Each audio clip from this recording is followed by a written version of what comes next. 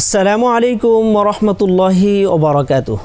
সুপ্রিয় দর্শক শ্রোতা, দূরের ও কাছের, দেশে ও বিদেশে যে যেখান থেকে এটিএন বাংলার দারসুল হাদিসের প্রোগ্রাম দেখছেন, সবাইকে শুভেচ্ছা ও অভিনন্দন জানিয়ে শুরু করছি।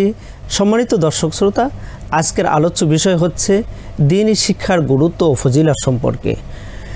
মুহাম্মদ আরবি সাল্লাল্লাহু আলাইহি ওয়াসাল্লাম তিনি ইরশাদ করেছেন, তলাবুল ইলমি ফরিদতুন আলা কুল্লি মুসলিম। বিশ্বনবী আরও ইরশাদ করেছেন, খয়রুকুম মান তাআল্লামাল কুরআন ওয়া আল্লামা। তো এই যে দুইটা হাদিস থেকে আমরা বুঝতে পারি যে বিশ্বনবী বলেছেন যে প্রত্যেক মুসলমানের জন্য দ্বীনি ইলম শিক্ষা গ্রহণ করা ফরজ। আর এটা ফরজে কেফায়া না, ফরজে আইন, অর্থাৎ আমাদের ফরজিয়াত, আমাদের ফরজ বিধান মান্য করতে, আমাদের ফরজ বিধানগুলো পালন করতে যতটুকু আমাদের জানা আবশ্যক, সেই পরিমাণ জানা আমাদের জন্য ফরজ। ফরজ বিধান মান্য করতে যতটুকু আমাদের শিক্ষা গ্রহণ করা আবশ্যক, ততটুকু আমাদের ওই এলেম শিক্ষা গ্রহণ করা ফরজ। বিধায় আমরা কোরআন শিখব, আমরা হাদিস শিখব। তো এই হাদিস শিখতে হইলে, আমরা কোরআন শিখতে হইলে আমাদের জানা দরকার। আর যখন আমরা জানতে পারবো, তখন আমরা আমাদের ইবাদতগুলোকে আমরা সুন্দর করতে পারবো। বিধায় বিশ্বনবী আরও বলেন যে তোমাদের মধ্যে সর্বোত্তম ওই ব্যক্তি যে নিজে কোরআন শিক্ষা করে এবং অপরকে শিক্ষা দেয়। কোরআনের শিক্ষা আমাদের জন্য শ্রেষ্ঠ একটা নিয়ামত। আমরা যদি কোরআনের শিক্ষা গ্রহণ করতে পারি, তাহলে আমরা ওই শ্রেষ্ঠতম মানুষের মধ্যে আমরা গণ্য হব। বিধায় সম্মানিত দর্শক শ্রোতা, আমাদের সন্তানদেরকে কোরআনের শিক্ষায় শিক্ষিত করার চেষ্টা করব। আল্লাহ রব্বুল আলামিন কোরআনুল কারীমের ভিতরে অগণিত জায়গায় এই আলেমের সম্মান, আলেমের গুরুত্ব তিনি দিয়েছেন। কোরআনুল কারীমের ভিতরে আমরা যদি লক্ষ্য করি, আল্লাহ রব্বুল আলামিন বলেন, ফালাউলা নাফারা মিন কুল্লি ফিরকাতিন মিনহুম তাইফাতুল লিয়াতাফাক্কাহু ফিদ্দীন। কেন মানুষদের মধ্যে, গোত্রের মধ্যে একটা গোত্র কেন বের হয় না যারা কোরআনের শিক্ষা, যারা ইলমে দ্বীন, তাফাক্কুহ ফিদ্দীনের শিক্ষা অর্জন করবে? আল্লাহ রব্বুল আলামিন কত গুরুত্ব দিয়ে এখানে তিনি আমাদেরকে জানিয়েছেন। ঠিক তদ্রূপভাবে কোরআনুল কারীমের ভিতরে আল্লাহ রব্বুল আলামিন বলেছেন যে ইন্নামা ইয়াখশাল্লাহ মিন ইবাদিহিল উলামা, যারা আল্লাহর এই কোরআন এবং হাদিস সম্পর্কে জ্ঞাত, যারা জানে, তাদের সম্মান, তারা সবচেয়ে বেশি আল্লাহকে ভয় পায়। এবং আল্লাহ রব্বুল আলামিন আরও বলেন যে কুল হাল ইয়াস্তাউইল্লাযীনা ইয়ালামুন ওয়াল্লাযীনা লা ইয়ালামুন, যারা জানে আর যারা জানে না তারা কখনো সমান হতে পারে না।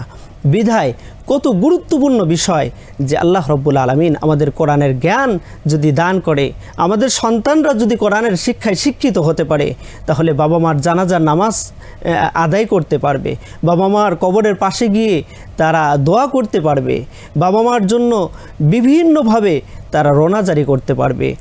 যদি কোরআনের শিক্ষায় শিক্ষিত না হয়, কোরআনের আকীদা যদি আমাদের ভিতরে বীজ বপন করা না যায়, তাহলে আমাদের সন্তানরা তাওহীদের, একত্ববাদের যে শিক্ষা, সেই শিক্ষাটা যদি না পায়, তাহলে আমাদের এই সন্তান সুসন্তান হবে না। আমাদের সুশিক্ষায় শিক্ষিত করতে হবে। কোরআনের শিক্ষাই হচ্ছে সুশিক্ষা। বিধায় আমাদের দর্শক শ্রোতাদেরকে উদ্দেশ্য করে আমি বলবো যে আমরা কোরআনের শিক্ষায় শিক্ষিত করার জন্য আমাদের সন্তানদেরকে বিভিন্ন মক্তব, বিভিন্ন মাদ্রাসা, বিভিন্ন স্কুলের মধ্যে মাদ্রাসা সিস্টেম আছে, বিভিন্নভাবে আমরা যেভাবে পারি সেভাবে আমরা আমাদের সন্তানদেরকে কোরআন শিক্ষার জন্য আমরা গুরুত্ব দিব। এবং আমরা কোরআন শিক্ষার প্রতি যদি গুরুত্ব না দিই, তাহলে আমরা আমাদের সন্তানদেরকে, প্রকৃত সম্পদ হচ্ছে আমাদের সন্তান, এই প্রকৃত সম্পদগুলো যদি প্রকৃত সম্পদে পরিণত করতে না পারি, তাহলে একদিন আমাদের জন্য অভিশাপের কারণ হবে। এবং কিয়ামতের ময়দানে সন্তানরা বলবে, রব্বানা আতিহিম দিয়ফাইনি মিনাল আযাব ওয়া লানহুম লানান কাবীরা। হে আমাদের প্রতিপালক, আমাদেরকে দ্বীনি শিক্ষায় শিক্ষিত করে নাই, আমাদেরকে ভালো কোনো কথা বলে নাই, আমাদের বাবা মা আমাদেরকে ভালো কিছু শিখায় নাই। বিধায় আজ আমাদের যে আযাব দিচ্ছেন, আমাদের যে শাস্তি দিচ্ছেন, এই শাস্তির দ্বিগুণ আমাদের পিতামাতাদেরকে আপনি দান করেন, আপনি শাস্তি দেন। বিধায় আমাদের সন্তানদেরকে সুশিক্ষায় শিক্ষিত করতে হবে। ইলমে দ্বীনের জ্ঞান, তাফাক্কুহ ফিদ্দীন যদি তারা জানতে পারে, তাহলে আমাদের নাজাতের উপায় হবে। বিধায় এবং মুহাম্মদ আরবি সাল্লাল্লাহু আলাইহি ওয়াসাল্লাম আরও বলেছেন যে মান সালাকা তরিকান ইয়ালতামিসু ফিহি ইলমান সাহহালাল্লাহু বিহি তরিকান ইলাল জান্নাহ, যে ব্যক্তি এই দ্বীনি ইলম শিক্ষার জন্য বের হবে, তাহলে আর যদি সেই দ্বীনি ইলম শিক্ষা করতে গিয়ে যদি মারা যায়, তাহলে তার জন্য জান্নাতের সুসংবাদ বিশ্বনবী দিয়েছেন।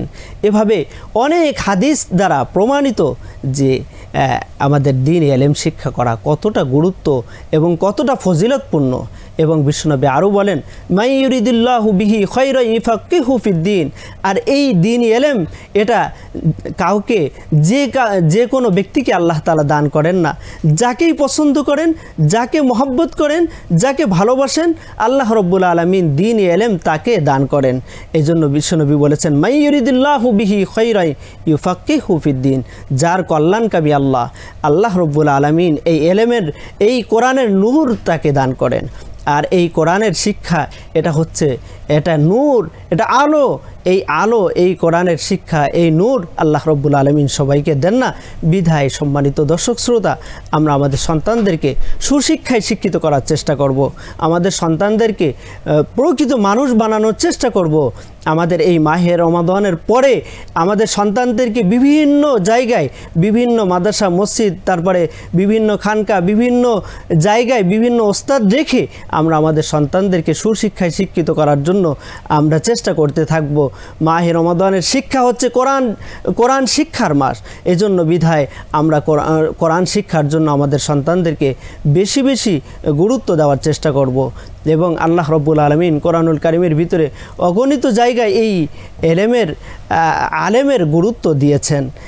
একটা হাদিস আমরা যদি লক্ষ্য করি তাহলে সেটা দেখতে পাবো যে এক ব্যক্তি যে 99 জন মানুষকে হত্যা করেছে, তারপরে একজন পাদ্রীর কাছে গিয়ে পাদ্রীকে জিজ্ঞেস করেছে যে আল্লাহ রব্বুল আলামিন কি আমাকে মাফ করবেন কিনা। পাদ্রী বললেন যে না, তুমি 99 জন মানুষকে হত্যা করেছো, কিভাবে আল্লাহ রব্বুল আলামিন তোমাকে মাফ করবেন, সম্ভব নয়। ওই ব্যক্তি, বনি ইসরায়েলের ওই ব্যক্তি ওই পাদ্রীকেও হত্যা করে বললেন যেহেতু মাপ নেই, তাহলে তোমাকে দিয়ে আমি 100 পূরণ করে দিলাম। তারপরে ওই ব্যক্তি অনুশোচনা ভিতরে কাজ করতে লাগলো, একজন বড় মুহাক্কিক আলেমের কাছে গেল। যাওয়ার পরে তিনি বললেন যে হুজুর, আমার কি কোনো মাপের কোনো উপায় আছে কিনা, আল্লাহ রব্বুল আলামিন কি আমাকে ক্ষমা করবেন কিনা, আমি তো অনেক পাপিষ্ট, আমি তো অনেক অপরাধ করে ফেলেছি, আমি 100 জন মানুষকে হত্যা করেছি।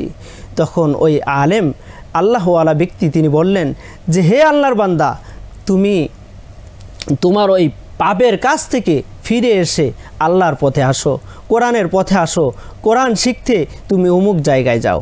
সেই বনি ইসরায়েলের সেই ব্যক্তি তিনি কোরআন শিক্ষার জন্য তিনি পথে বের হলেন। প্রতিমধ্যে আজরাইল মালাকুল মউত তাকে মৃত্যু দান করলেন, জান কবজ করে ফেললেন। প্রতিমধ্যে জান কবজ করার পরে এখন 2 রকমের ফেরেশতা, জান্নাতি ফেরেশতা এবং জাহান্নামী ফেরেশতারা টানাটানি শুরু করে দিল। যে একদল ফেরেশতারা বলল যে এ নিকৃষ্ট মানুষ, এ পাপিষ্ট মানুষ, একে আমরা জাহান্নামে নিক্ষেপ করব। আর জান্নাতি ফেরেশতারা বলতে লাগলো যে সে যেহেতু দ্বীনি ইলম শিক্ষার জন্য পথে বের হয়েছিল, বিধায় তাকে আমরা জান্নাতে নিয়ে যাব। সমাধান এটাই হলো যে আল্লাহ রব্বুল আলামিন ফেরেশতাদেরকে বললেন যে তোমরা মাপামাপি করো, যদি সে এই দ্বীনি ইলম শিক্ষার জন্য যদি একটু বেশি অগ্রসর হয় তাহলে তাকে জান্নাতে দেওয়া হবে, আর যদি একটু কম অগ্রসর হয় তাহলে তাকে জাহান্নামে দেওয়া হবে।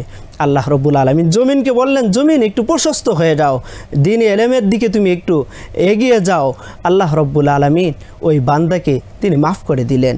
তো বিধায় এই ইলমে দ্বীন শিক্ষার গুরুত্ব অপরিসীম। সম্মানিত দর্শক শ্রোতা, সময় অতি স্বল্প, আমাদের আশা করি আমরা আমাদের সন্তানদেরকে কোরআন শিক্ষায় শিক্ষিত করার জন্য চেষ্টা করব এবং আরও সামনে যদি আমাদের এই আলোচনা হয়, কথা বলবো। আল্লাহ রব্বুল আলামিন আমাদের সবাইকে সুস্থ রাখুন, ভালো রাখুন, সবাই ভালো থাকবেন। আল্লাহ হাফেজ। আসসালামু আলাইকুম ওয়া রাহমাতুল্লাহি ওয়া বারাকাতুহু।